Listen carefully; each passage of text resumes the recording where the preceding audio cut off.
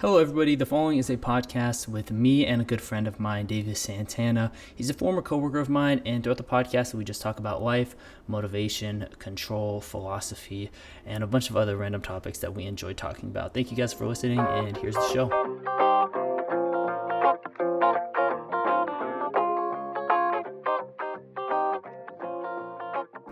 Astronauts, they go on a mission to blow it up before it reaches the planet. It's some crazy shit, stuff. But mission gets accomplished. You recommend it? Yeah, I mean, it's like a tearjerker. One of those type of movies. It's like, but I enjoyed it. For my favorite movie all time. It's definitely up there though. Armageddon. I'm not gonna put that. But if I had to give you all time, I'm sorry. Interstellar. Okay. A lot of people like Interstellar. My dad likes Interstellar. When I first watched it, I think I was like half paying attention, so I didn't know what was going on. I think that's a movie you have to pay attention to. Yes. Everything, every single scene in that movie correlates to something later on. Okay. So you have to pay attention. Yeah. I will watch it then. I like them. Have you seen The Departed? That's probably my favorite movie all time. That was my favorite movie all time. That's a movie. That's a good one. When people say your jaw drops, you know what I'm saying? Like, it made my jaw drop. That movie literally made my jaw drop. I was watching it with my dad. My dad's seen it before. It's like Training Day. I haven't seen Training Day. My dad says Training Day is amazing too. Dude, it's a similar Okay, kinda... no spoil nothing. I'll watch it. I'll watch it literally like... I'll probably go watch it with my dad this week. Just imagine like... It's a similar story to The Departed. I mean, not really. It's two complete different stories. Okay, I'm not saying it's good. It's good. But, I don't like spoilers, so... But check it out. Training Day is you know. Awesome. And it's Denzel in his prime, so... I love Denzel. Who doesn't, you know? But the business. Mm-hmm. Ever since, it's been good, I think. At first, it was difficult. Because it's like I'm trying something that I don't really know how to do. And I've tried to start businesses before. Right. But it's like, I was like, let me take this opportunity. I had some time. And I was like... I know that I want to have a business. I like to do my own thing. Mm-hmm. So I was like, let me just shoot for it. And I literally just was like, oh, well, let me do... I think I started with what I already know how to do. So I was like, I know how to make a website. I'm going to make a website. I know how to make some content. Let me just try to make some content. And let me figure some things out. So at first, I just started and I just went in blind. In the first couple of weeks, it was like on and off. I was like, oh, am I... You know, it's kind of scary. I'm like... Am I doing what's right? Am I really taking this serious enough? Am I beating myself up too much? Am I not beating myself up enough? But this past week has probably been the best so far because I am gonna start working another job. I got another. Good. I was wondering about that. Yeah, because I need income. You know, yeah, I gotta take care of. And I was gonna say that like it's like I think for you the best way to go about it is continue to build that, but do it with a source of income. Yeah. That is stabilizing you. Exactly. Yeah. Not only from a needs perspective, but schedule. Yeah, exactly. This I feel you. Like that's because I was trying to do it just without anything, but then I was like, you need some type of funding. That's the thing. That's the challenging part. Yeah. Because it's difficult to start from ground zero. Like I could only imagine like how scary and overwhelming it could be to just be in that, because I can't even like picture myself like just dropping everything right now, just shooting because it's so many things that I have are so dependent on me generating income that I can't and that's what I think the balance is though, like like you're saying, it's to generate income and to start the business. Right. I actually heard a statistic somewhere, like some entrepreneur or like on LinkedIn somewhere, and it said, I actually think I saw it on Shark Tank.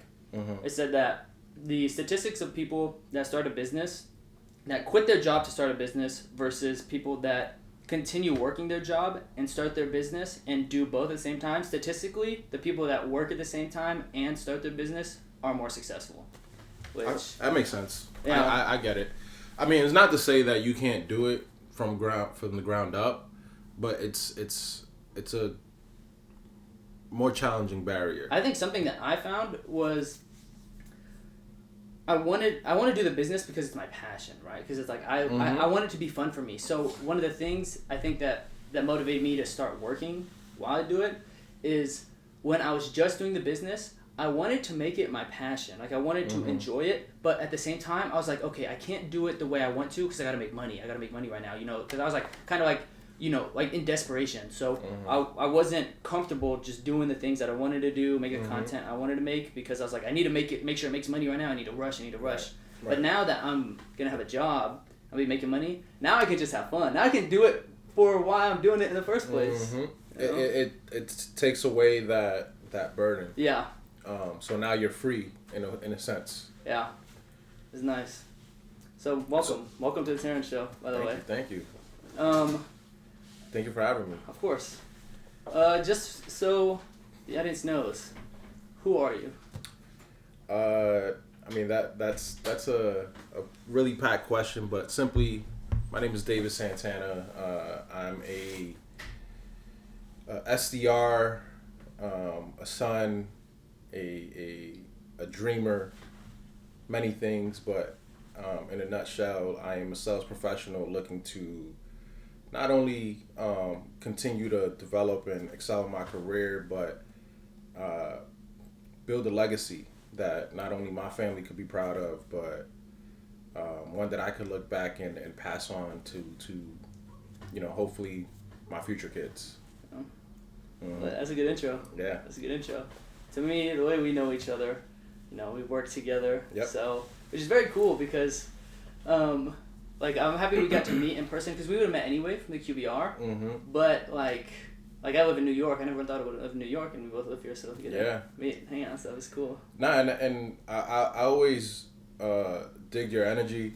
I always thought that you brought a very positive spirit. And I gravitated towards that. So I think naturally, just from things that I heard about you and you know, seeing how you work, it kind of it made me want to lean into that and build that relationship. So I'm glad we had the chance to meet in person as well and work together. So same here. Thankful for that. I appreciate you. Were very welcoming. A remote job is different. This is when I was working with you. It was the first remote job I had. So, you know, I appreciate, you know, being welcoming. It's different. Of course, I mean that honestly that comes from a lot of things, like just previous work experiences. Also, you worked remote before. Yeah, I've worked remote. You like remote or in person more? Honestly, I can't. Even though I do value person-to-person engagement and interaction, it's very difficult for me to see a world now where I have to come into the office every single day. What I would say, why is that? Just because, like, I don't think that there's anything, unless it's something that requires me to physically be present. There's nothing that I can't do remotely that can't be done in a in-person setting. Yeah. That was nice. You save a lot of time. Yeah, absolutely. Yeah, the commuting. That's one thing that was like a silver lining when the pandemic happened for me. Like, it made me realize how much time I was actually spending on a day-to-day just on travel. Not even from a money perspective, but just time. And that's the more important one. Yeah, time is of the essence. That's the one that's running out. There's a lot of money in this world. Exactly. I got so many days. And it kind of made me take a step back and realize, like, what's important to me, and what it really is time. Having that flexibility, and also, you know, if I want to go and make myself something to eat, I don't have to go outside. Yeah. I'm right in my apartment, have food at my disposal. I have my life partner there with me as well, so I mean, it's just it's nice. It's nice, yeah. Oh, I feel you. What you mentioned, like, you know, you want to set up for your kids. You want to grow, but right. What motivates you? Just simply, like, just that pursuit of growth, or just legacy. honestly, is the number one thing for me. What do you think? Like, what does legacy mean? For me, what that means is building something that can grow beyond anything that I could have imagined. That I could then pass on to my future generations. One thing, I come from a parent. I'm sure you could relate to this. I come from my parents are immigrants. Yeah. So I'm a first generation kid. And half my parents are immigrants. Oh, cool. 2/3 become my stepdad. Shout out Herb. But yeah, so being that I'm a first generation immigrant. Do you feel like it's there's like a, not in a bad way, mm-hmm. but there's like a pressure to? No. Okay. Not it's not pressure per se. It's more like as I. But like a pressure that like a self-imposed pressure, because I feel like not pressure like my dad. He's gonna be happy no matter what I do, right? He wants me to be a kind person. Mm-hmm. He doesn't care. I know I care more about money than my dad. I actually told him the other day. I was like, Dad, I finally get it that life is not all about money. And he was like, you understand it young. Because I thought when I was a kid, dude, I actually thought that the whole point of this game of life, is it's all a climb to the top. I thought it was the animal kingdom. Mm-hmm. If you have the most money, you're the best. I thought that as a kid. I was like 10 years old thinking that. I was like, no. I was like, that's not it. You waste your time, bro. You'll not live a good life like that. No. It won't be a good one. Because what you realize is that there's always someone better than you. Yeah. And there's always someone that makes more money than you do.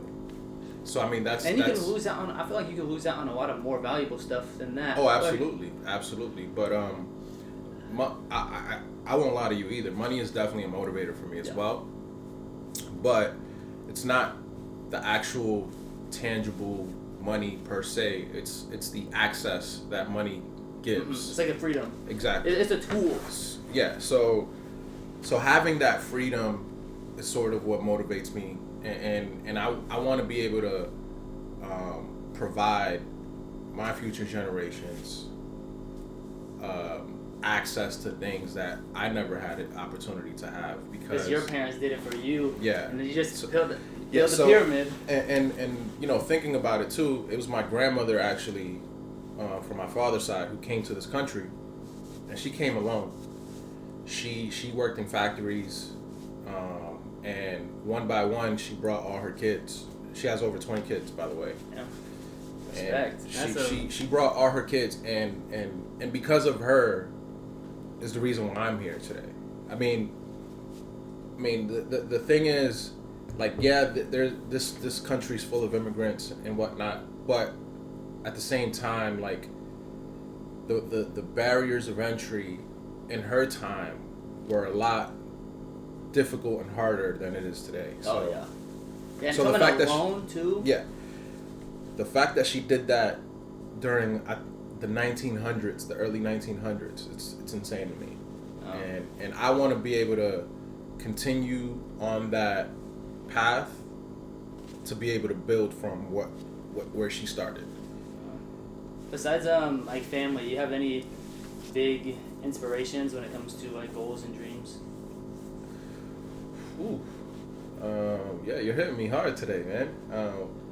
Inspirations, like I'm a big sports guy. Okay. So I turn to a lot of athletes for inspiration. Michael Jordan, of course, the GOAT. Easy. But still the GOAT, right? We can talk about that. Wait, I want to hear this answer, but I want to ask you who you think the GOAT is too, because I'm curious. It's definitely MJ. It's not this. That's the thing. I actually agree with you. Mm-hmm. So we can't debate. I mean, I don't think it's a debate. People have been debating LeBron. Though it can't be denied that for our present time, you can't deny the greatness of LeBron James. Like, yeah. The fact that you got this guy at 38 years old, beat the all-time scoring record most recently. He's one of the greatest players ever.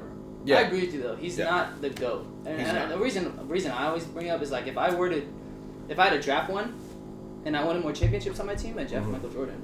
And I'm gonna be honest. if I wanted championships on my team, if I was a team owner, I would draft Kobe before LeBron. But I'm not saying LeBron's not better, but greatness, I would still take my one Kobe. I'd put Kobe before LeBron in terms of greatness. I mean, GOATs. Yeah. What's your reasoning? It's his mentality. I don't know if you've had the opportunity to read it, but the Mamba mentality. No, I have to loan you the book. I might just buy a copy. I remember you told me about it in like October when we first met. So I was gonna buy one for my brother. Mm-hmm. Now I want to read it though. Kobe is so inspiring. I like looking up stories on YouTube just so people talking about Kobe, because that is like the type of mentality that I just love. Like it's so like when I hear that someone has that, like some killer instinct, because it's like laser beam focus on something. Yes. And I think that's how you actually attain something, because when you have laser beam focus, it makes life easier too. It's like you just have one goal. Everything else can happen. You don't have to care, and that's I think what changed in my business recently. Even deeper than that, because I'll be honest with you, Kobe, growing up, he was one of the players that I hated. Yeah, in New York, bro. Yeah. You know, not even because of being from New York. I grew up a MJ fan. I felt that Kobe was just trying to be a copycat. That you sound like my dad, bro. and it wasn't until I got older where I realized days, this dude really revered Jordan as an inspiration, and like he is a great individual and human being. Like the Mamba mentality goes beyond just like laser focused killer instinct. Like it also goes. I have to read it. It also delves into like, let's say you feel a certain emotion, right? You know how some people brush off things and it comes up later. Mm-hmm. He would never do that. What he would do is he would allow himself to feel any emotion and then process it, understand why he's feeling that way, and then from that, face it instead of run from it. Exactly. So it's fearless in a sense. Like, do you feel like you do that? I do it more now than I've done in the past. It's still a work in progress, of course, but it is something I am aware of and lean into when I need to. That's dope. Mm-hmm. It's something I try to do. I'm gonna read that book. I gotta buy it. I'm reading one right now. And the photography is insane. That's cool. We love pictures and books. Yeah. The stories in it is pretty dope too. Powell has a really good story with Kobe on there. Cool. Oh yeah, that's cool. Rest in peace. R.I.P. Definitely. Rest in peace forever. One of the greats. So, motivation. It's really legacy. Could you see yourself like you're in sales and you want to develop there? But like we've talked about like your idea is like the coffee with athletes, I believe. So yeah, I have this concept that I've been developing. Yeah, share the whole thing so they know like what. Yeah. So it's basically coffee. The name of the concept is Coffee Conversations. It's similar to what you have going on with the. Cheers! Get the coffee. Cheers. There you go. I got my coffee over here. Similar to how you got your podcast running. What I was looking to do is. What you was or what you are looking to do?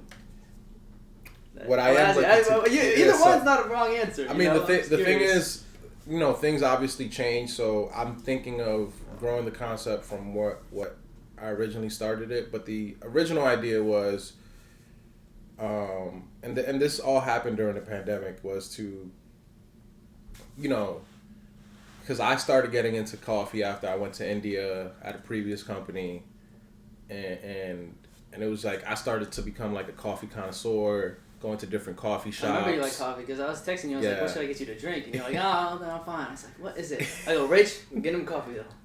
So yeah. So but anyway. So yeah. From that, I was just like, "What's a cool way that I could create content around something that I genuinely enjoy, and then bring in topics that I enjoy talking about, which is sports." And that's how I came up with it. And being that I did have an opportunity to work in sports in a previous time in my life, I was hoping to re-engage some of those circles and just have genuine conversations about their experiences and their careers, and shed light on some things that other people might not be aware of from a sports business perspective. Like, what parts are you thinking? Event entertainment. That's one aspect that I'm sure a lot of fans don't even realize, like, what really goes into it. It's like the business setup of it. Yeah. From an athlete's perspective, or just like people in the no, just anybody that's related to sports, athletes included, but mainly people that I've had the opportunity to work with that handle event presentation on a night-to-night basis, like at Madison Square Garden. Yeah, I'm going tonight. Yeah, that's exciting, man. They're playing the Pelicans, right? Yeah, dude. I don't know if Zion's still out. Zion was hurt. He is out. Oh God. but don't sleep on BI, man. BI.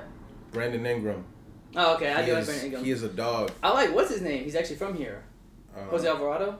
Oh yeah, I like Jose Alvarado. That guy's a dog. I like his. He's from the Bronx. Yeah, dude. He's from the Bronx. You like him? He's a dog. I mean, I don't know too much about him, to be honest with you. I don't know anything. He does all the steals, but he gets hype. I've just seen. I don't know who. He seems like a nice guy in interviews and stuff, but he hustles and he just. I remember he stole the ball, got a foul, and he's on the ground. He just.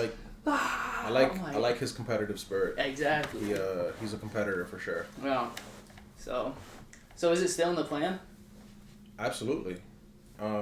It's kind of like one of those things that, you know, I have the concept written out. I even built the YouTube channel page and all that. I just need to go out and do it. Let me know if you need a guest. I'd love to be on. For sure. I'd love to have you. I'm not really sports entertainment, but if you ever want to guest, dude, we could just chat all sports too. Yeah. I could talk sports for a while. But the idea... NBA only, really. Yeah. But the idea is to have these conversations at a coffee shop. And when the pandemic happened, it kind of shut that whole idea and premise down. But I'm thinking about getting it back going in some form or fashion, and just leaning into it. Not for anything like income wise, just something. Hey, lean in and see what happens. Yeah, just put it out there. See if I could build the fan base from it, and you know, just talk about things that people either want to talk about, that you want to talk about, that I want, or that the audience wants to hear about. Yeah. So yeah. I feel you.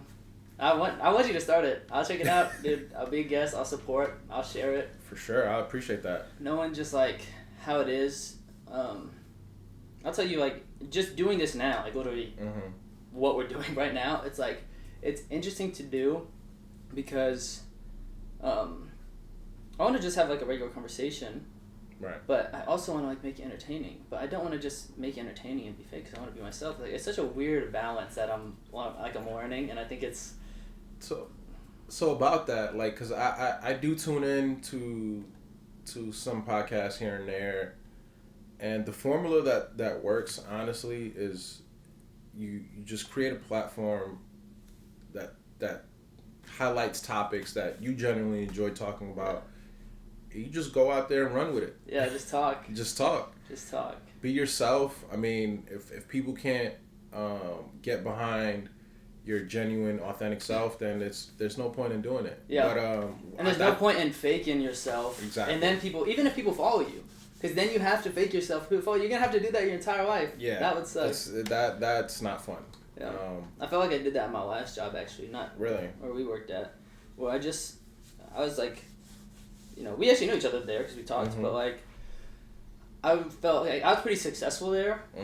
Things were going fast, but it was my first job after college, and I was like, I thought you had to act a certain type of way in the workforce. Interesting. And I still think it's kind of like that, but I think I'm more comfortable being myself. When I was there, I was like, this is how I'm supposed to act.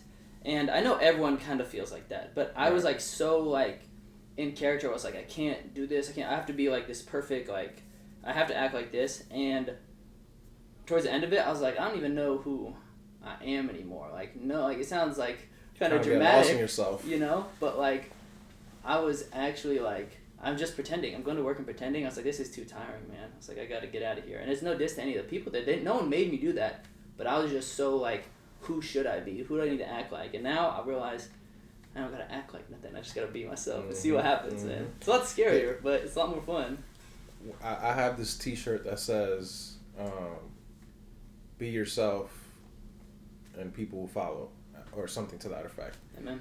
So it's like I kind of try to stick to that philosophy as much as possible. Like anywhere I go, I just try to be myself. And if people gravitate, then great. If not, then I'm cool either way. But at the end of the day, I think it's important to just, you know, be your natural self, and hope that people could accept you for who you are. I mean, and it's crazy because we live in a world now where like people are getting persecuted for even the littlest of things. Like just like saying the wrong thing or something like yeah. that. Yeah. So it's like I think what society can learn today is having grace is so important, because people make mistakes. Nice. We should be allowed to make mistakes. Yeah. Of course, we don't want to make the mistake that's gonna make or break our career or but we don't want to try to do image. Bad. Yeah, we don't want to try to do bad. No. But we need to make mistakes. We have to learn. That's how you learn. Why do you think it is like that? Do you think humans are just like that, or do you think like our society's a little different, like to where we're not letting people mess up? I think social media has a little bit to do with it. I think it's also the group mind think that tends to happen in social environments. Yeah. So people just rallying behind an idea or instead of what they think. Yeah, and I'm sure it's a lot deeper than that. I'm not saying that that's what it is, but from an outside looking in perspective, I would say there is some of that in there. But social media definitely plays a big part. What would be your advice to someone that is following and they want to be, like they don't want to follow, they want to just be themselves? How do you do it? Observe the masses and do the opposite. But what if that makes you a follower of the opposite? Like, what if you just follow them as well, you know? Like, what if the masses says A, so you say B? Mm-hmm. Is that really your choice? Because if they say B, are you going to switch to A? Well, I think at the same time, it's important for you to have some guiding principles. So, to not get lost in that, you go back to your guiding principles, and if you're a person of integrity, you won't deviate from that. Well, then what would be your advice to someone that wants to have integrity? How do you build that? Or how do you have that? Well, I mean, you got to take a look in the mirror, first and foremost, and jot down the things that are most important to you, that are deal breakers. Like, what do you care about the most? And once you understand what that is, then you can go out there and align yourself to other people who are in the similar mindset. Because at the end of the day, like, no idea is original. So obviously, if you are thinking these things, there are other people that think in a similar fashion. I like that. When did you start to think like this? I can't put a finger on it, honestly. I guess. I think the reason I asked the question is for, like, I think that I think a podcast will probably be mostly like younger people. Mm-hmm. So is this something you had to learn over time? Is there a specific moment where it clicked? Can't say that per se. Like, I guess I've always been curious and philosophical in a sense. When I was in high school, I thought I was going into college as a philosophy major. That ain't cool. Until I realized. What'd you end up doing? Huh? What'd you end up doing? So I did my BA and I did a double major, television and radio and political science. Nice. And I also want to do philosophy. Like I did business, finance. I still gotta go finish, but like I did finance. If I could, if money, I always say if money didn't exist, I would do philosophy. But that just makes me think if I could go back, I should have done philosophy because I think I could find a way to make money. Yeah, and I always found philosophy interesting because it's very related to life and thinking about life and the meaning of life and things of that nature. So one of my favorite quotes actually is by Plato. The unexamined life is not worth living. So basically what that means is that, you know, if you're not out there being curious about yourself, the world around you, then it's the same as being dead, you know? So I tend to go back to that quote from time to time to remind myself, like, to look in the mirror. Yeah, it's hard. It is hard. It's hard. You got to accept your flaws. And then you got to actually work towards them. Yeah. That's a second. It's like you can see them, and it's like that's already hard enough. Like, damn, I'm kind of messed up. Like we all are, you know. Like everybody is. But then you got to go, damn, I have to actually change this about myself. But you know something, like, and this is something that I've kind of been not leaning in towards more and more, is like we should always strive to be a better version of ourselves, not a better version of the next person, but a better version of ourselves, and strive to be that best version. And the thing is, we'll never actually be perfect because that's an unattainable concept, but we can continuously improve on ourselves, and I think there's more that we can learn from those type of situations than as opposed to doing the right things. What do you say to the argument that, because I agree with you, but I had a friend who would argue about this, and he'd say, you know, what's the point of improving? I'm never going to be perfect, right? Or like even just other like depressive stuff like that. Like I'm going to die one day. Why does it matter anyway? You know, like what would you say to that? Well, I mean, you know, first and foremost, like, of course, we're not. We didn't ask to be in this world. I know I didn't, right? I don't remember. If I did, I don't remember it. But at the same time, the fact that we are here is for a purpose. What that is, maybe we'll never know. But I think it's important to make the most of the time that we do have, whatever time we have allotted. Because there's so much that life can teach us, not just about ourselves, but about the natural world around us and what it actually means to live. But they're saying like, well, I can keep learning, but you're telling me I can't learn at all. Is it worth it? Why is it worth it? I mean, that's not for me to decide. That's for that person to figure out for themselves. I can't. I mean, I have many reasons to say that there are, but that's not for me to decide for someone else. I like it. I actually agree. Because it's like if that's what you're, you know, if you don't think that, you know, I mean, you like you said, you got to look at yourself first. You got to figure out what you want. Like if you're really feeling this way about life, like, well, why are you feeling that way? I'm not gonna. I can't just give you an answer because the answer is one. It's not the same for everybody. Right. Because the body's different. Well, the thing is, what you have to do at the end of the day is like, okay, maybe it's not worth living, right? Maybe you're thinking that. Well, you have to actually understand why you're feeling that way, and allow yourself to feel that way, to then understand why, at the core of it, why it's happening in the first place. Yeah. And then from there you can build understanding, even reflect and say, maybe it's not worth my time to continue to feel this way. Because the thing, at the end of the day, positive energy breeds more positive energy. The same thing with negative energy, negative thoughts.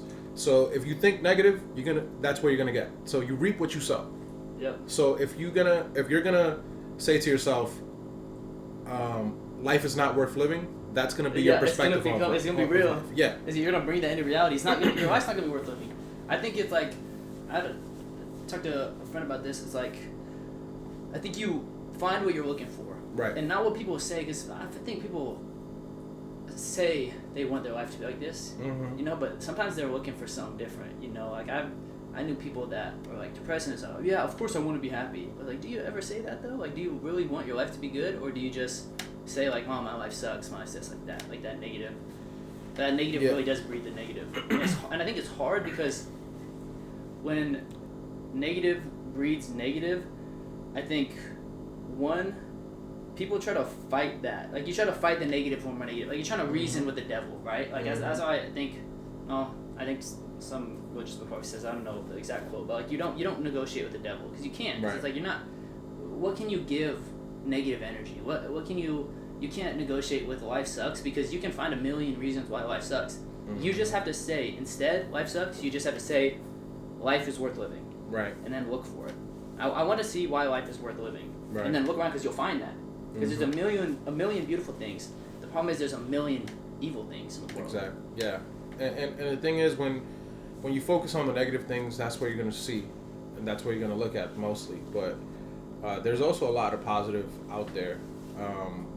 So your reality is based on your perception of things, and you know, we create our own realities, whether it's through the things that we focus our time into, whether it's people that we allow into our inner circle. We have to be mindful of all these things, obviously. Have you heard of a book called The Master Key System? I've recently heard about it, only because I went down a rabbit hole listening to XXX. Okay, yeah, I saw the same clip. Yeah. I saw the same clip. So... I recommend it. I haven't read it yet, but it might be the best book I've read in my life. Really? It's just all about that. It's all about thoughts. Mm-hmm. It's all about controlling your thoughts. It's about what you focus on will just come into fruition. Mm-hmm. And what you imagine. You said something earlier when we first started talking about what you dream of, you know, like you're a dreamer. And I think what people dream of is what happens. And like, mm-hmm. you might think it's silly at first, right? I'm not saying like you just have a dream and that happens, right? But you imagine your life. Every day when you're just going throughout life, you imagine your future. You see sparks, bits and pieces there. And that's what you have in the future, but that's also who you are now. It's just a great book about thought, dude. I recommend it. I definitely should check that out. Now that you're recommending it, I'm definitely going to look into it. But you're absolutely right about that. Take for example, Jim Carrey. He wrote himself a $1 million check when he was broke, living in his car. And you know Jim Carrey. I know Jim Carrey. He's one of my favorite comedians and actors. And surely enough, he cashed himself that $1 million check. Come on, bro. And he wrote that check at a time that none of that was imaginable. Yeah, so I know to see it. So there is a point to that. Like, and you know, I know everybody's situation is different. Obviously, you know, me coming from. No, we're not trying to say there's no struggles. You know. Yeah, there's a struggle in everything. It varies. Sorry. Go ahead. No. I mean, nothing in life is easy or simple. Everything is a struggle, and if you think to yourself that just because you wish for something you will attain it, then that's not what life is. Yeah. Exactly. But I think if you do not have hope, you cannot attain it. It's not going to happen. That's the thing that people get wrong. I think it's like we all have struggles, and life is going to be hard. Like life is a hard thing for everybody. You to trust everyone knows because they've lived through life, and if you haven't been given that lesson yet, you'll be given it, no matter where you come from or what happens. Mm-hmm.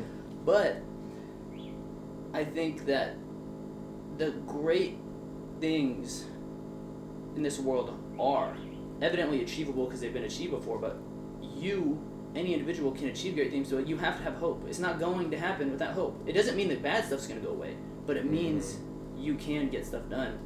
And like I said earlier, my business, I feel like it's getting better now, and it's because of the book. I've been laser focused on the dream, so I've been able to not think about like my anxiety so much because I was like posting stuff and I was like, do I look stupid? Do I look dumb? Do I look smart? Are people gonna like this? Are people not? Mm-hmm. But now I meditate every morning and every night. Before I go to bed, the last 30 minutes before I fall asleep, I lay in bed and I am imagining my life and how I want it to be. And I'm seeing everything that I want to happen. And my dream is to have a big house where I can host a family reunion. Because I have a lot of family, but they're split up in an interesting way. So they don't get to see each other that much. I get that. And I picture that. The 30 minutes before I go to sleep and the 30 minutes when I wake up. Now, it's like, I think that I could possibly sound dumb.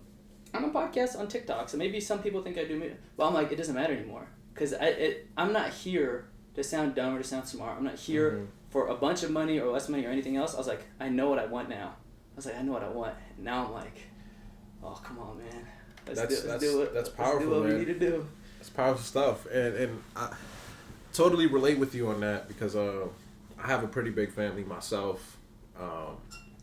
And we don't get to spend time together often, but I was raised around all my cousins. And as you could imagine, my father has 10 brothers and sisters, 20 brothers and sisters rather. That's so wild. That's a big family. Yeah. And they all have kids. I grew up around all their kids. So all my aunts and uncles. Are they all around here? No. So some of them still live here in New York. A lot of them have moved to different states. Just all across? All across. Like I have a lot of family in Orlando, family in Georgia, family upstate. You guys do a family reunion?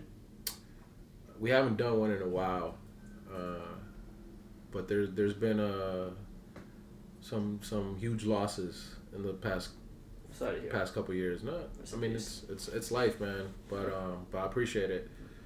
But yeah, we've had some tough losses, but I think it's overdue at this point.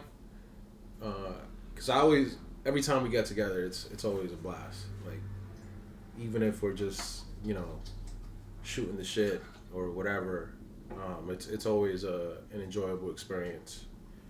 So I look forward to the next one. Let's go. Son. What do you dream of? You said you're a dreamer. A lot of things, man. Like, there was one point as a child where I dreamed of making my own cartoon. I draw a lot as a hobby. So I'm not sure if that's something I want to make into reality, but it's something that I still do from time to time. So obviously, still have a passion for it. I'm very into anime, so I think that has a lot to do with it as well. You seen Fullmetal Alchemist Brotherhood? Oh yeah. That's a goated one for me, bro. That's one of the top 10. That's such a good. Top 10 anime crazy. Right there, man. Death Note. Death Note. Fairy Tail or Hero Tail? I mixed up. Fairy Tail. Fairy Tail? Okay, I like Fairy Tail. You gotta check out Boruto though. Boruto? Yeah, it's I don't think I've heard of it. It's the sequel to the Naruto series. Is there 1 million episodes? Probably. That's my issue. Probably. I binge. We watched The Boys. You heard of that one? Oh yeah. You watch it? Yeah. The Boys is dope. Yeah, so The Boys. We watched it in like a week or two or something. Like we always binge. I always binge shows. That's why I can't get into stuff that's too long because I'm like a weird type of ADHD where I can't focus on one thing, but then when I really like something, I'm just like. Yeah, I'm the same way. Like, I'm one of those like people that if I could only get into something when I really want to get into it. Yeah. Even if halfway in, halfway out, you're out. If I'm like, even if I'm genuinely interested in something, I won't actually delve into it until like I'm like it's time. And I don't know why I'm like that, but for whatever the reason, that's what works for me. So, like I could binge shows, but then I end up falling asleep from time to time. Oh, yeah. So then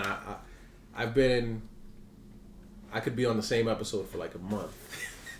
I just forget about it. Bro, I did that with a book. I have a book. It's like a 900-page book.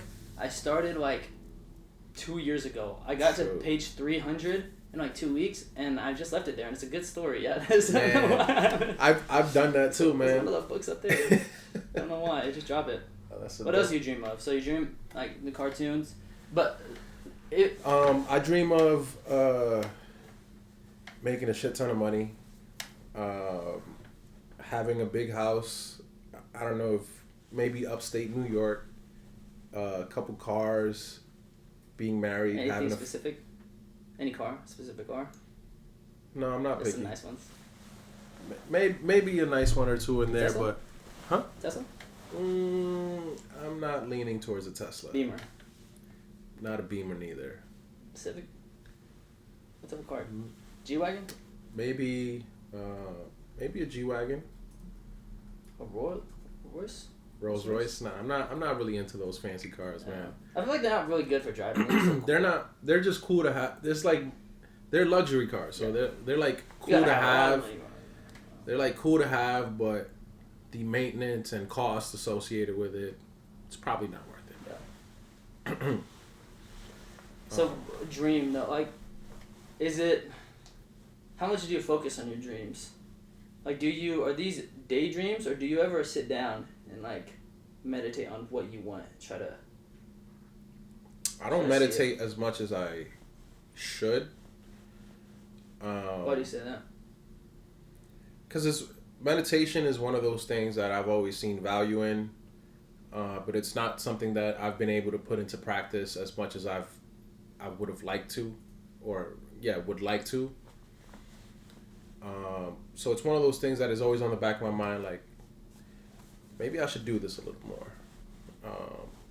I've done it a few times for, not necessarily for dream purposes, but just to kind of get myself in the right mindset, and I did see some benefits from it.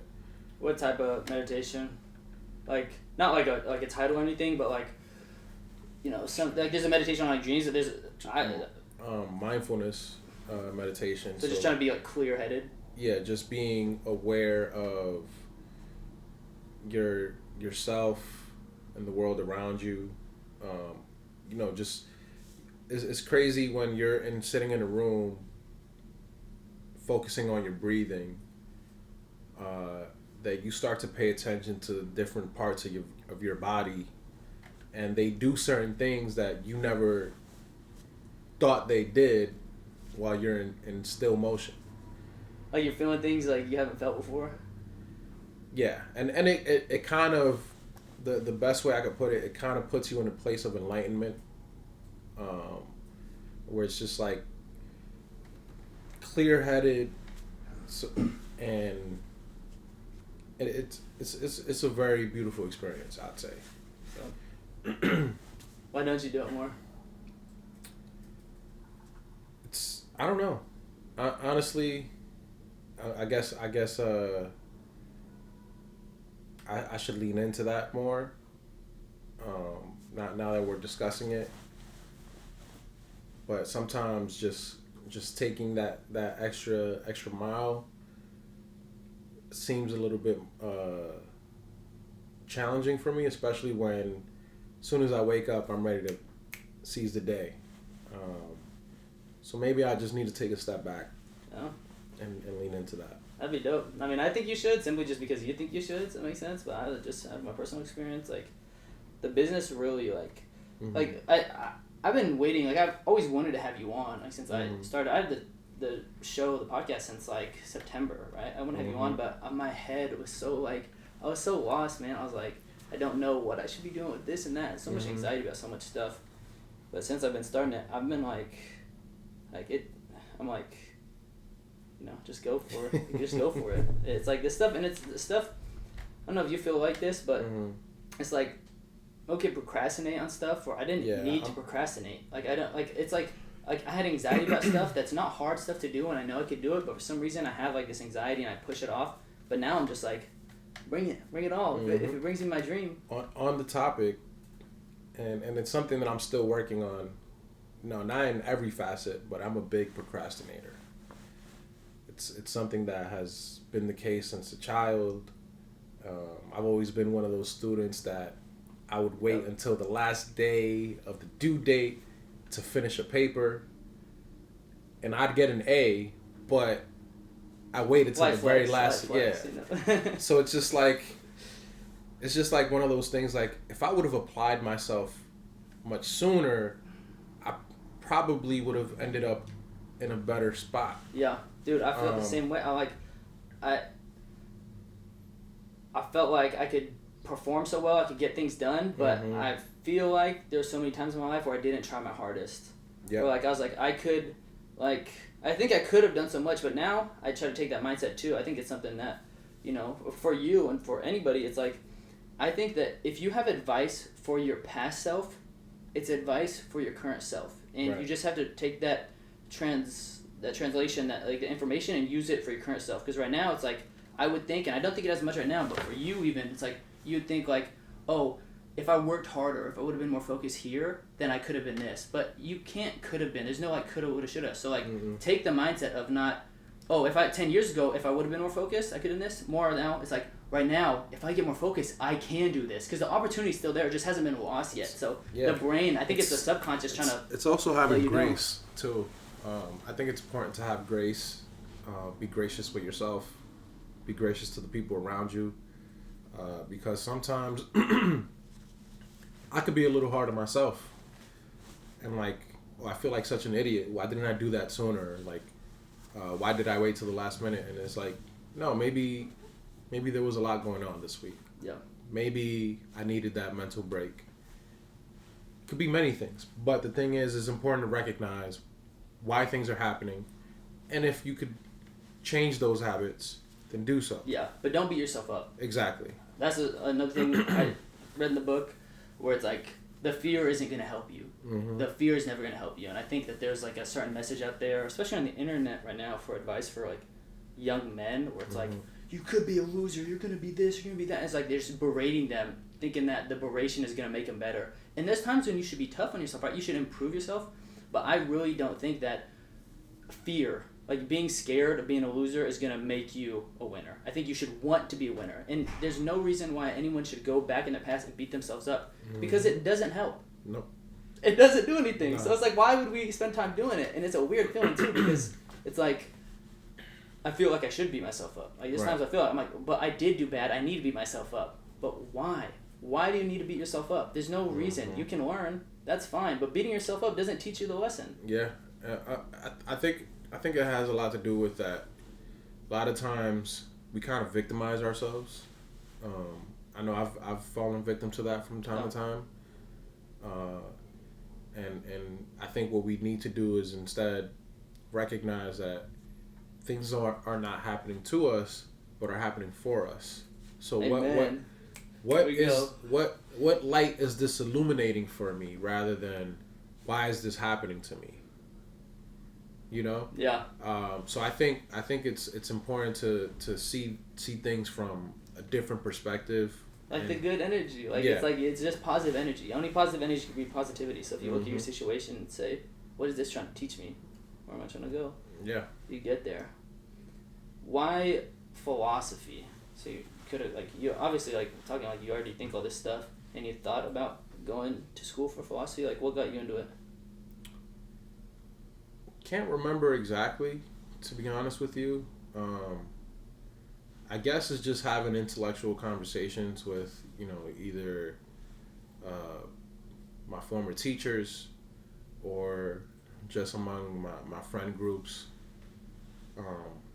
and really enjoying that. I think that kind of drove the philosophical mindset, and not only that, I'm a big hip hop head. Nas is my favorite rapper. He's a very philosophical artist. So that kind of he would always reference a lot of philosophical ideas.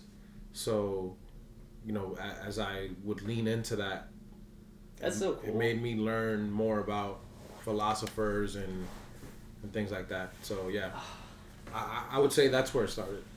That's cool. Mm-hmm. I think that's so cool. I think the value of one, hip hop. I'm a big fan myself.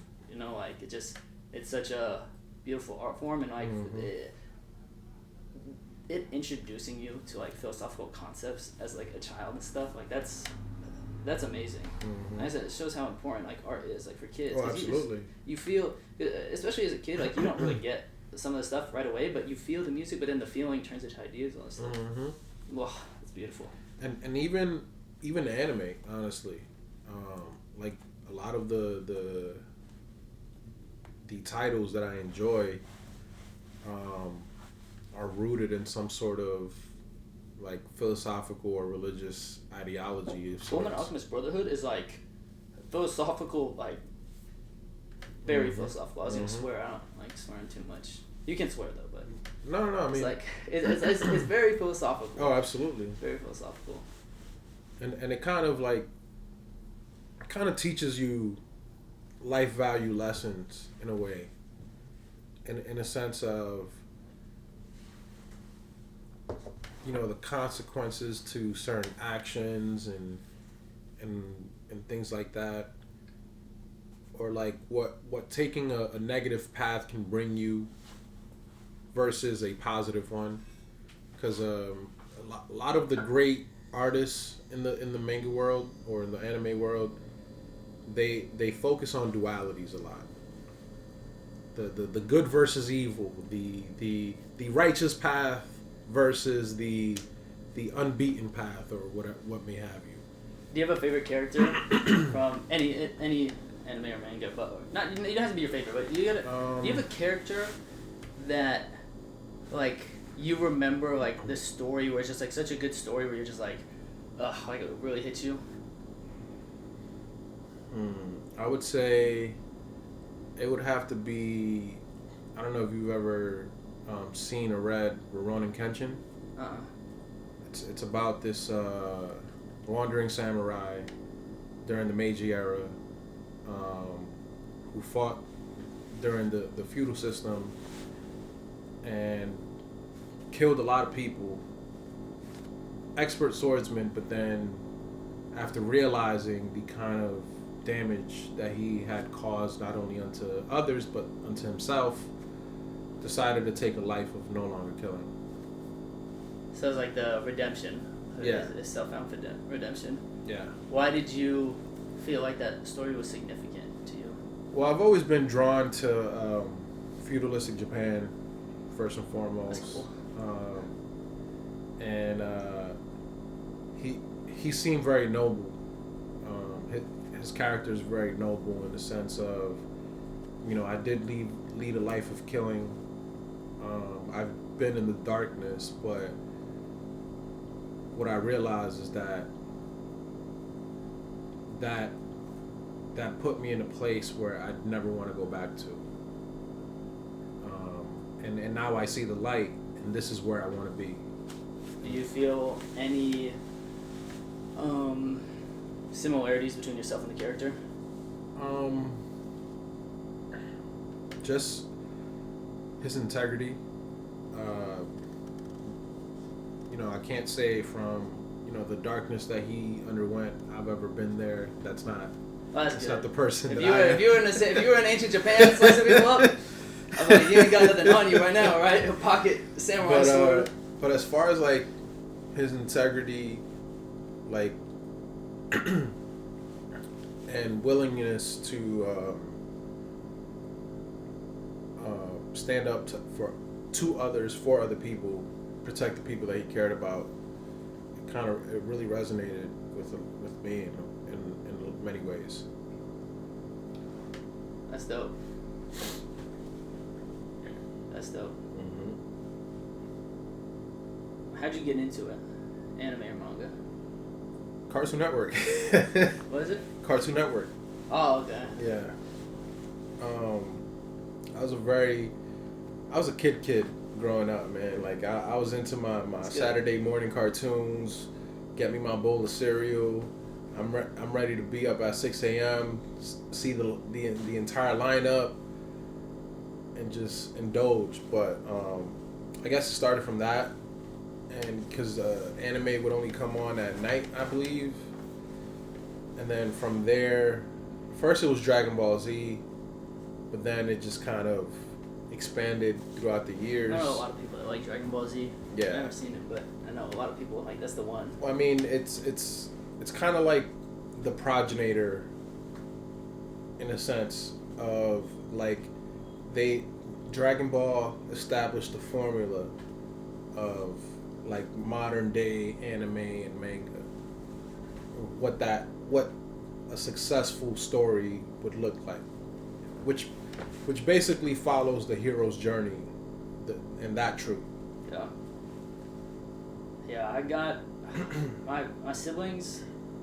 I don't know how I got into it. I think my siblings, because my siblings, all three of them watched a lot more anime than me, but Full Metal Alchemist, that show hit me different. I remember we watched it. It's different, man. It's so good. The first episode I saw, because they were just watching it in the living room, and I saw them. I was like, "What are you guys watching?" And I sat down.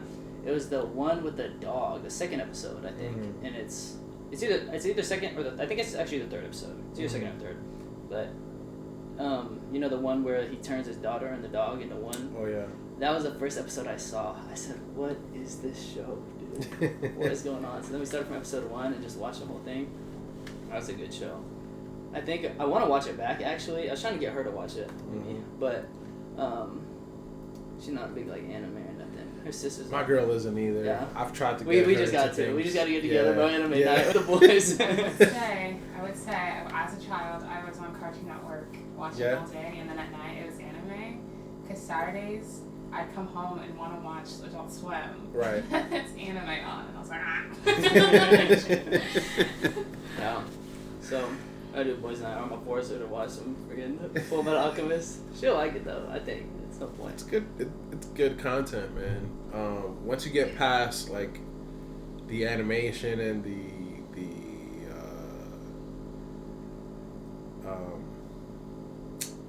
concept, like because obviously there has to be some action. Yeah. So once you get past all that and I see the story. It's amazing. Yeah, because I feel like some people's problem with anime is it's just that one, it's cartoons. Like some people just don't like watching cartoons or animated stuff. I like it, so it doesn't really bother me. But the story is so good. Mm-hmm. Well, I mean, as someone who had a passion for drawing, or has a passion for drawing, like I kind of look at it a lot differently. Like I really appreciate the art, the story, the characters, the thought going into like building each character. Like it, I don't know. I just, it's done in a way that you don't really see in Americanized television. It's just my even like American cartoons. Not even American American cartoons pale in comparison. Very few and far between. The only one that I've seen that kind of hits that on the mark. Yes, Avatar. There we go. Avatar. And Invincible. Oh, bruh. Invincible is a banger. Yeah. Oh my god. I showed her. She liked Invincible though. She liked Invincible. But the creator of The Walking Dead created Invincible. Of the comics or like the TV show? Same thing. What? Yeah. Is Walking Dead good? Walking I know the Dead TV show is hella popular, but like from like, because I like anime and stuff, like, and I like Invincible. Am I gonna like Walking Dead, or is it like a drama TV show? There is some dramatization to it, but overall the story, amazing.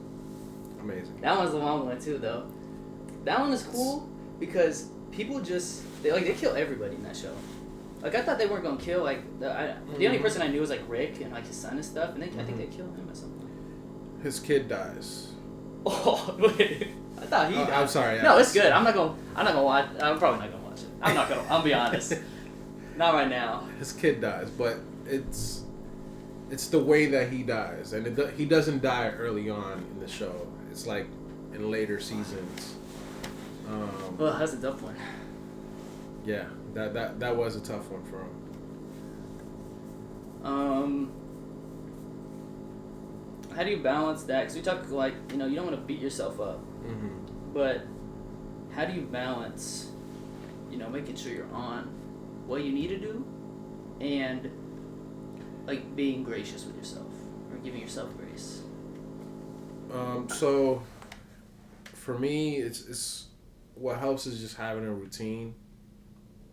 So one thing I like to do every morning as soon as I wake up is like I'll get up, wash up real quick, go into the kitchen, clean a few things up if I need to, make myself something to drink, maybe coffee, maybe a mud water, which is a coffee alternative that I've been delving into.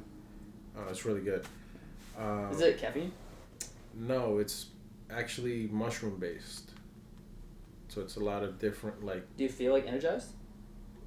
I mean, you need to be taking it over a period of time to actually feel its effects, but yeah. I assume there's other benefits. I was just curious if it works as like an energy boost. Yeah, it does work. I mean, it helps more so with like clearing your mind and helping you focus and getting into that kind of state of mind. Because I know for me sometimes with my ADHD, like I could only stay focused for like 30 minutes at a time, and then I have to like BS doing something else and then get back into it. I remember when we worked downtown, bro. That was the most, we sat down, I don't know even how, it might have been like an hour 15, like 2 hours though.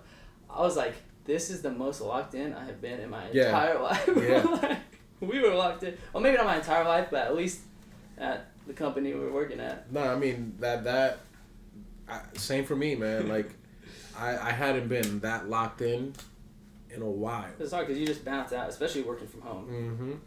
Especially working from home. I would say that even in the office, like, I remember myself being in the office. I would have that challenge. I'm guessing only certain people would bring that out of me, or like when you have someone who's similar minded and you're trying to go after it, you kind of just feed off each other's energy, and that's kind of what I felt. So it's just like, all right, it's time to go after it. Let's get it. I'm glad, man. Mm-hmm. Same to you. It's always cool to see. I was telling her about this, and she's just like our producer, by the way. The mic can kind of hear. I don't know if you've seen a podcast. You know, a podcast with like one person's off mic.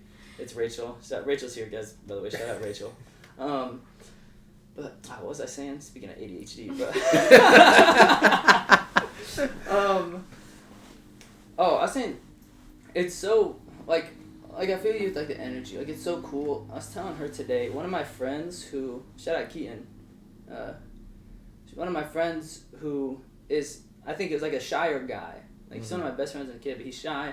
He's like venturing out. He's like doing some. He's a Twitch streamer now, and he's making content and stuff. And I just didn't expect it from him. That it's so motivating for me. Wow. Like just the small stuff of like someone just trying something, because I already am trying something and I have the fear of failing. And I'm like, should I take this or this or that? But when I see people try stuff, I'm like, let's go. Like, screw it. If you're willing to try something, I'm gonna send it too. You know, like it's nice to see people do that. It's nice to, you know, be able to talk to you about this type of stuff, because it's so easy to forget. I don't think we talk about it enough. And also it's the most beautiful thing of all, I think, is to see your people continue to excel in life in whatever form or fashion that may be, whether it's through a career, through taking a leap, sort of like what your friend Keaton has done. I'm gonna pop some champagne when I see that you get promoted to AE, bro. I'm popping some champagne. I'll text you. Maybe I'll be, you know, close by. Appreciate that, man. I'll pop it with you. Yeah, I'll still be in New York. We'll get a drink. I'll pop it with you, bro. I'll bring the champagne. I'm a very champagne kind of guy, so let's do it. It's nice, you know. It's nice to be able to celebrate the wins of other people. Like, it's such a good feeling, and I think that it's a feeling that you get when you are like, you want to see other people succeed when you feel like you're succeeding, and not like successful necessarily. Like, I don't see myself as like, you know what, I'll say, I think I'm gonna say I'm successful because I want to be successful. Like, I want to grow. So I'll say like, I feel successful, so like I want to see you win. I want to see my friends win and stuff. But I do remember times where I was like low. Like, I've had some pretty low points in my life. And same. I didn't want to think like this, but I didn't want anyone else to win. I was like, I felt like such a loser. I felt like society did me wrong, but I was just projecting. I feel like I've just disappointed myself so much. I'm such a loser, and I'm not proud to say this, but I do know that when I was down there, when I go down there, when I don't like myself very much, I want to see other people fail. Like, because I don't want to be reminded of how much of a failure I am. And I think it's something we all kind of know. And so, let me ask you, actually, I mean, do you agree? I mean, yeah. I mean, I could see why that would happen. I've kind of been in similar spots myself, or it wouldn't necessarily be me not wanting to see other people succeed, but seeing other people succeed would kind of just remind me. Remind me again, like how low I am, and it would just be like, what am I doing with myself? Kind of, like, especially when peers that I graduated college with or high school with are either further ahead than I am or what I perceive to be. Yep, exactly. It was like a comparison. Because what I wanted to say too, to your point, like, success is an individual thing. So it's whatever you define that to be, you know, and more importantly, like, and I've always said this, and I'll continue to say this: you are exactly where you need to be at any point in life. So while, you know, the minute that you start to look at someone else's success and compare it to your own, that's where you fail. Amen. So it's important to recognize, like, that person's in a different stage of their journey than I am. I'm here in this place. Why? And understand what it is. What is my journey? What is my purpose? Mm-hmm. Where am I trying to go? Yep. Yeah, I agree, like 100%. It's like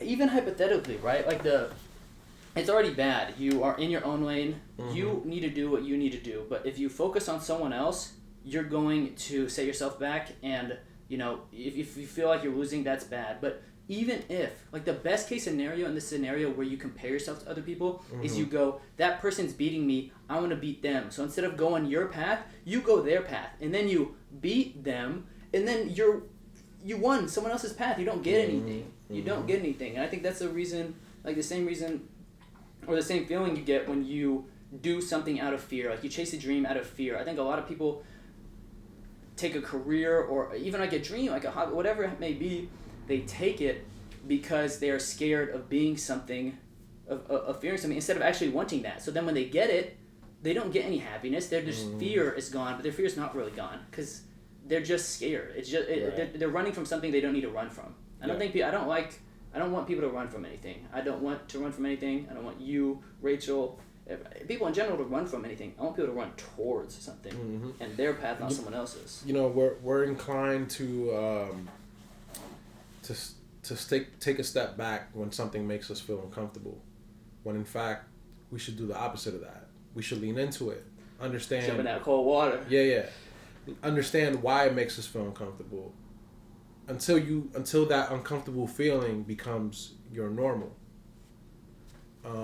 It's sort of like being on stage, right? I was a super shy kid growing up, right? Even now, that still kind of comes out from time to time. And I can see it a little bit. Yeah. And I started getting into music. I used to rap at one point. Yeah. I was performing at every talent show. But my first talent show, as a matter of fact, like, I was super nervous. So nervous, man. Like, mind you, I practiced my ass off for this talent show. I had this thing memorized. I knew exactly my verse. I knew what I needed to do when I came in. But yet, seeing the entire crowd, how many people were there, and all the lights, it was just like, oh man, this is real. And once I got out there, I choked. No shot. I choked for like 10 seconds, but then I got it. Were you just standing there? It's kind of like I started, and then I was just like, oh shit. Oh, I love that though. I love it because you're conquering it. I love it. That's so. And then after that, it's kind of like I just, for whatever reason, I got a rush, and I was able to finish it. So I was happy that I was able to finish it, but then I beat myself up over the fact that I had choked. I was just like, shoot, man, like, I embarrassed myself. I made myself look bad, and you know. No, you didn't. You got. I overcame my fear. Exactly. And the thing was, every time after that performance, that people would come up to me, the thing that they would remember was the choke. And for me, I never saw it that way. I was just like, but I conquered my fear, because any year after that, exactly, I was completely it's a stepping stone. Yeah, I was completely comfortable on stage. So even though that nervous feeling would come back, I was still able to execute. Because you've been there before. Yep. That's the grind. That is the grind.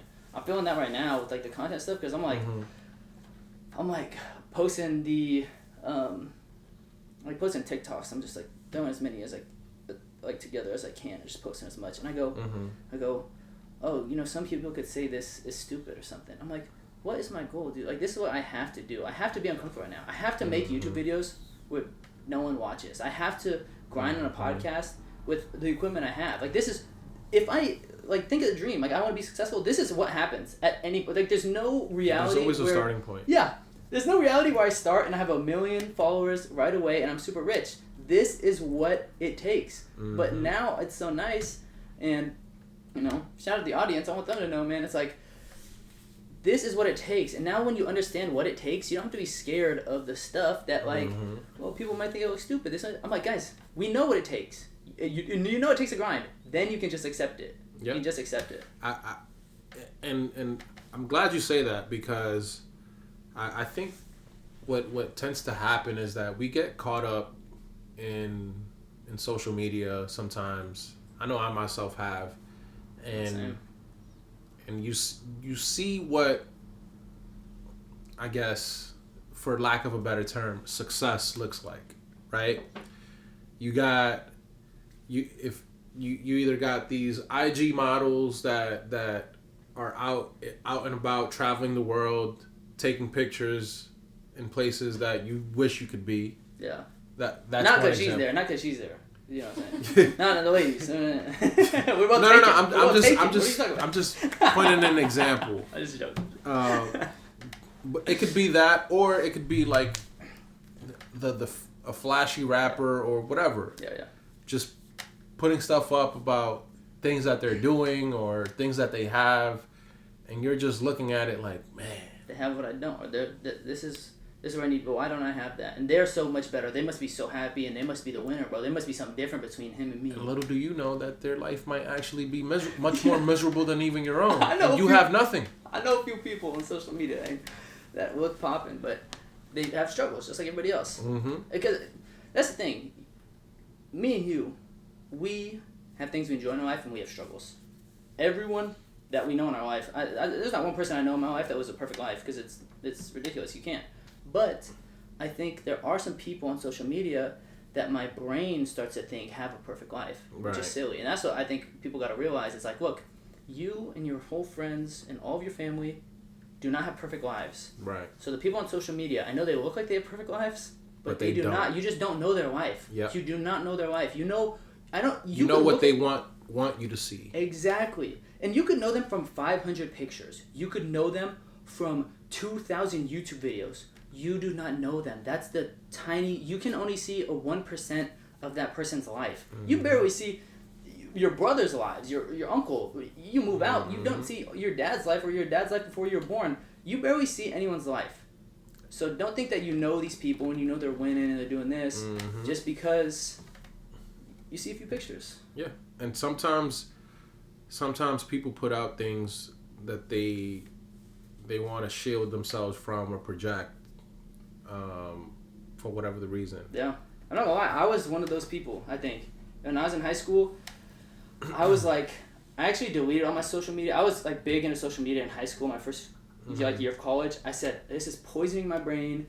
I'm just trying to show my life in some way. I was literally trying to live my life so I could show it off, and I hated my life, and I wanted to look cool, and I was like, dude, I hate this. I'm the captain. I look, bro. I was like, I got the likes. I look like I'm lit, bro. I was not. I was like, why am I lying to everybody? I deleted everything. I was off the social media for 2 years. I didn't Snapchat nobody. I didn't have an Instagram, no Twitter. I watched the YouTube videos, but I ain't got no friends on YouTube, you know?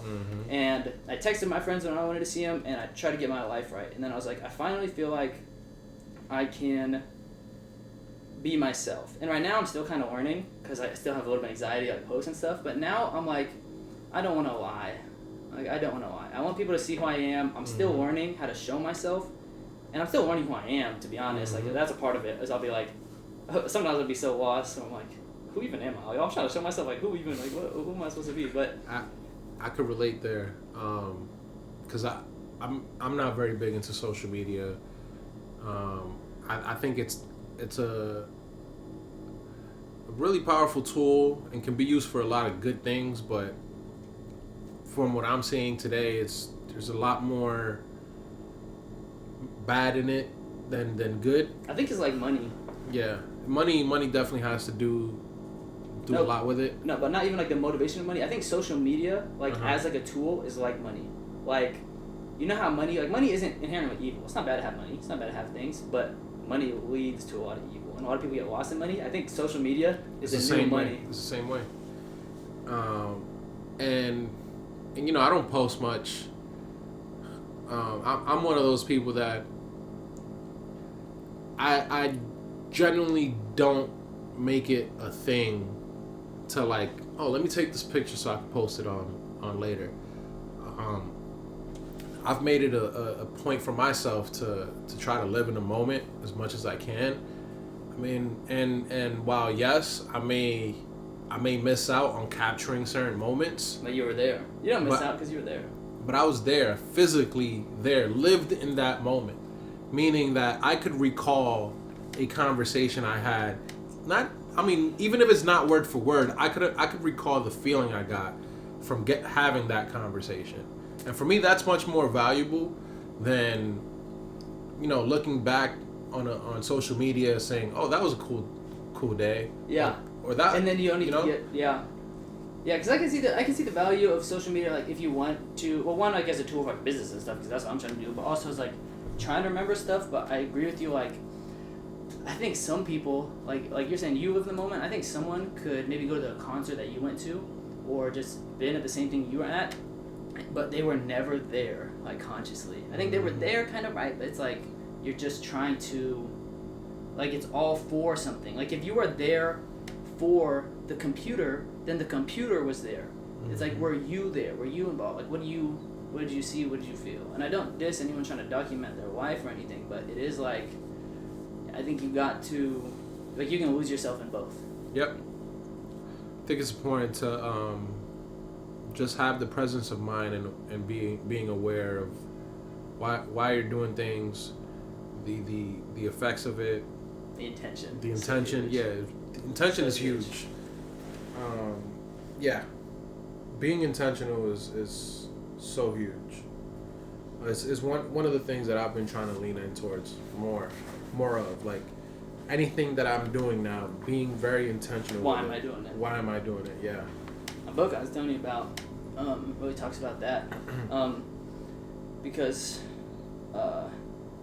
they just talk about that, but they also talk about, like, the subconscious, which that's why I think the meditation helps so much and, like, focusing on your goals, because they said trying to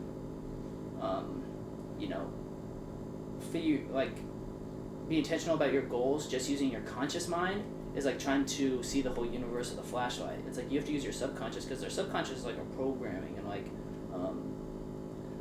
it's our programming and, like, our habits. And when we are unconscious, because, you know, like, throughout the day, it's like we're trying to be intentional, but there's a lot of times where you're just like, you know, you're just like going throughout your day, right? Mm-hmm. So it's like the book's all about, if you program your subconscious to be intentional about your goals, then you will still be intentional consciously, right? Like, when you think, like, I want to do this, but now when you're going robotic, your body and your mind are just going to draft towards that. Right. And I think I like that part of the book, just being intentional. It's huge, man. Do you have hope for the future? Absolutely. Why? Because I don't see it any other way, honestly. Yeah, there are bad people out there. Yeah, there's a lot of bad happening in the world. There's a lot to be concerned with, especially when considering, you know, like the climate and things like that. But at the same time, like, you know, what's going to carry us forward is having that hope, whether it's through positive energy, religion, or whatever. It's important to keep that alive. I want to ask you about that too. Are you religious? Not at all. Are you? What do you mean by that? What would you say? How do you describe yourself? I mean, I'd say as far as like religion goes, I guess I'm kind of like agnostic in a way.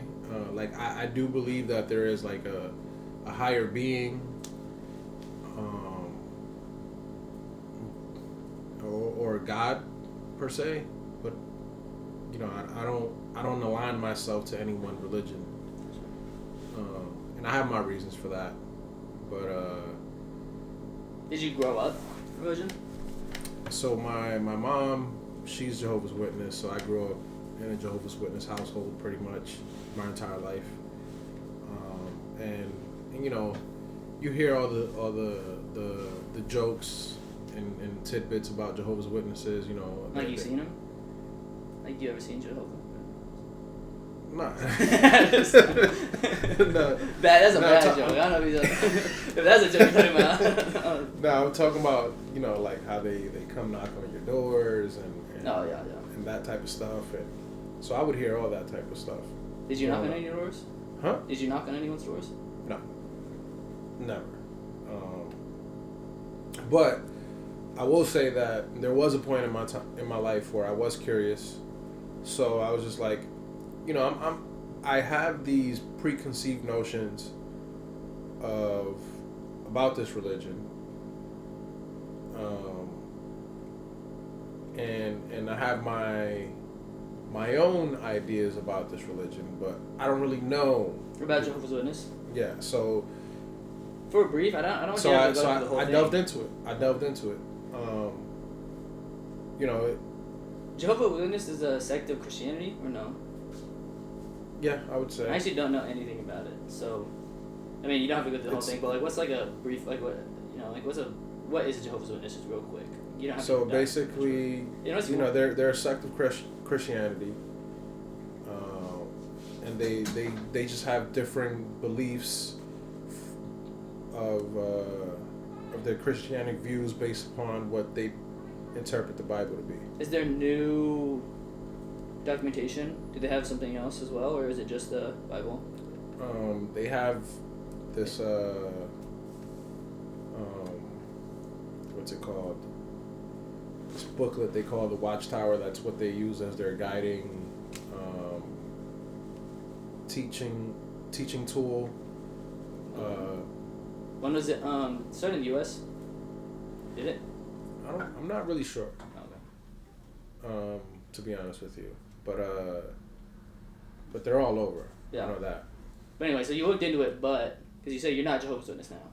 I mean, I never considered myself to be. I was just someone interested in genuinely learning about the religion, and what I found is that it's not for me.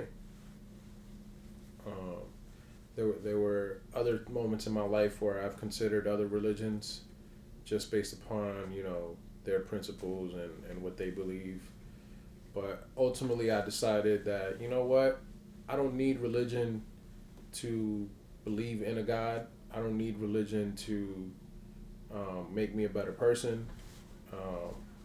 And while I am spiritual in many ways, you know, just with everything going on, it just made more sense for me to just not align myself to any one religion. Well, it's funny because this is actually to bring you to Christ, this whole conversation. Mm-hmm. No, I'm just joking. I mean, that's fine. I mean, we can have that conversation if you'd like. Nah, bro. That was funny though. I'm actually agnostic as well. Okay. So, I'm agnostic. I grew up atheist, so I believe like not. Yeah, I'd say I grew up pretty atheist. Like, my mom was an atheist. My grandma was a Christian, but my grandpa, her dad, was like he's a biology professor. So they're all about evolution. There's my mom used to tell me there's no God. Like, there's like no God. I'll give my mom some credit. Shout out my mom. she would always say, think for yourself, right? But I went to school. They told me God is fake. I had a lot of people in my life tell me God is fake. I just thought it was fake. The first 20 years of my life. Now I am open to it. Now I think that there is a divine source to the world. I think there's like I think there is a God, but people interpret that in different ways. Like God is a very complex concept. Yeah, it's like, what do you mean there is God? Like, you know, like there's it's a big conversation to have. But I have a respect for like all. No, religions. of course. I mean, all religions are beneficial. I definitely have respect for all religions as well. Unless you're part of a hate group, but that's another conversation. Yeah, and all religions have that.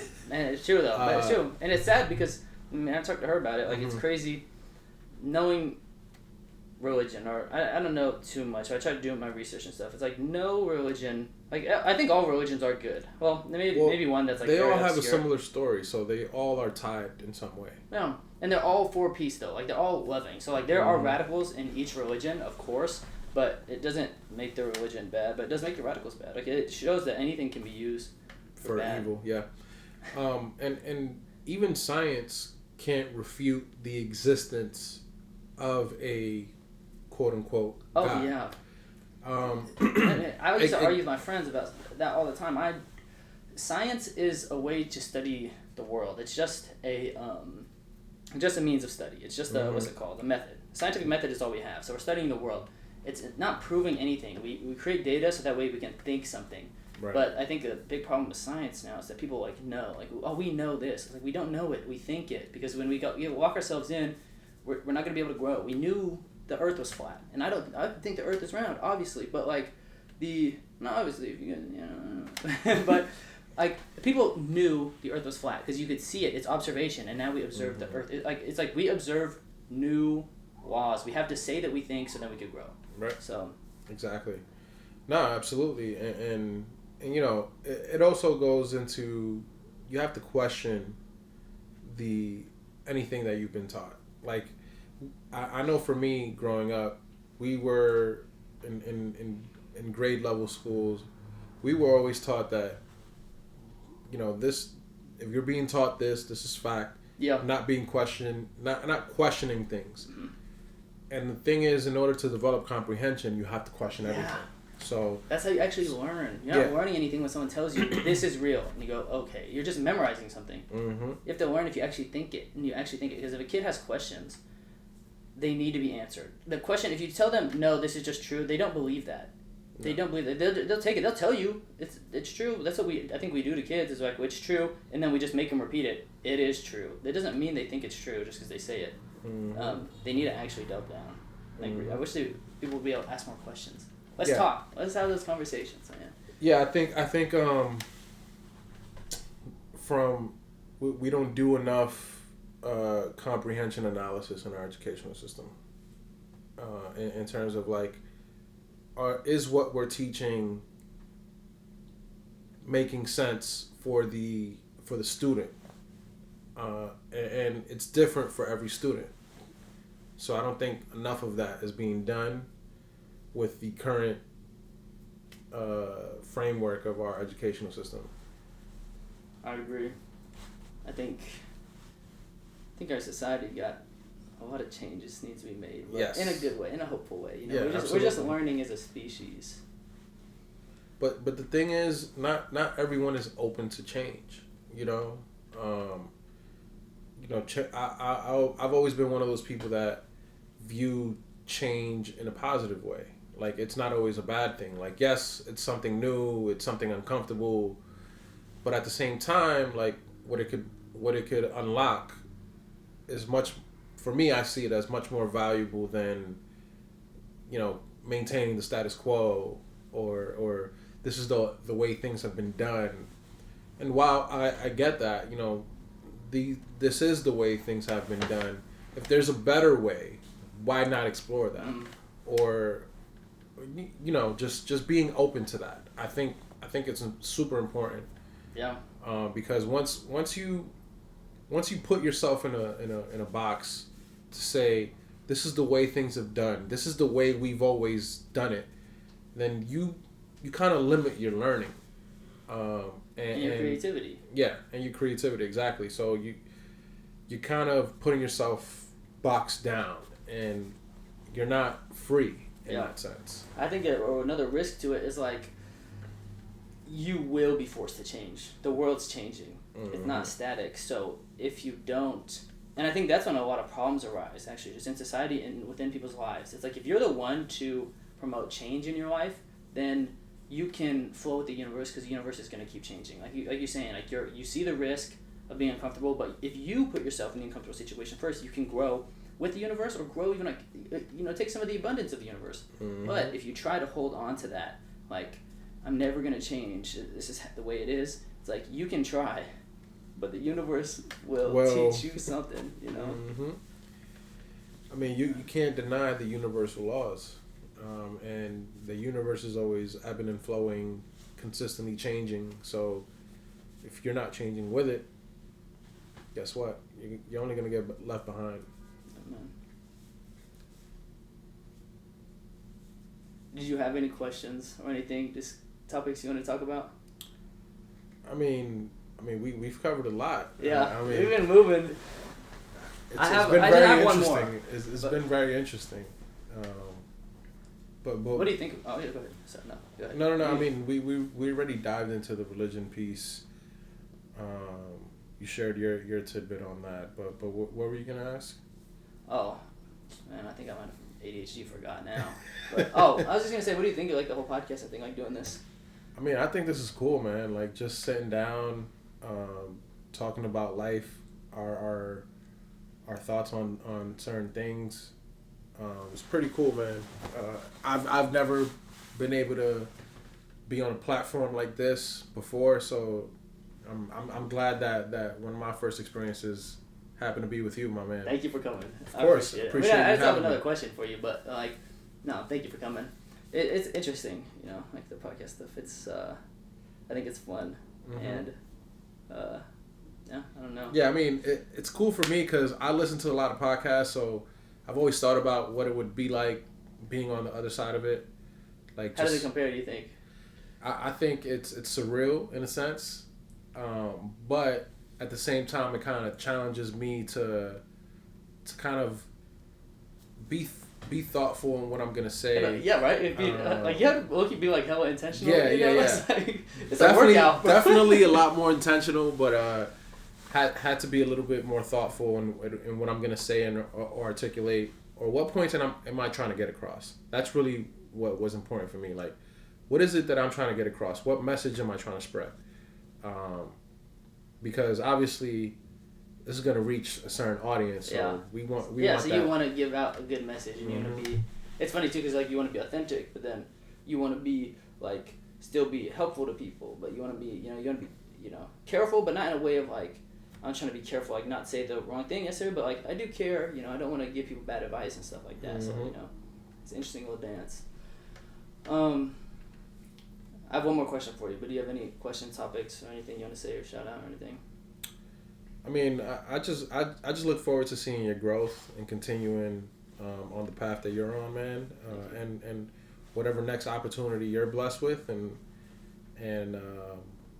seeing where things go from here. I hope that our friendship continues. Oh, definitely. And that we both achieve all our goals and dreams. That's really it. Thank you. Same to you. Seriously. Thank you. 100%, man. I'm excited for you, and I appreciate you being on. Last question. Just hit me. What would you say to someone looking for advice, looking for guidance? They're just living through life. They just tell you life is hard. I need some help, man. They come to you, a child comes to you. What should I do with this crazy life that I've been given? That's a tough one. Well, how old is this child? That's my question to you. Because you also got to understanding your audience. What's the first age you imagined? This isn't necessarily for the audience. I just like the question. I was thinking 12, but 12? Were you thinking a different age? I mean, 12, I don't know, man. My niece is 13, so... What did you say to her if she came to you and said, Uncle? She doesn't really listen to me. But what if she did? let's just say, what if she did? She came up to you and said, Uncle, life is just kind of crazy. What should I do? I'd say this. Well, I don't disagree with you. Life can be a little crazy. But if you focus on the crazy things, that's what you'll see life as. What I would encourage you to do is focus on the things that you can control, because those are the things that will help you to move forward in life. Control what you can control. Unfortunately, there are going to be a lot of things out there that you can't. So it's not going to say that it's pointless to dwell on those things, but it's important to understand that there's very little that we can do to control all that. We can't control every aspect of our life. We can't control aspects of other people's lives. So, yeah, that's pretty much what I would say in a nutshell. Let's go. Davis, thank you for being on. Of course, man. Thank you for having me, bro. Let's go. Bam, let's go. Woo! That was fun, man.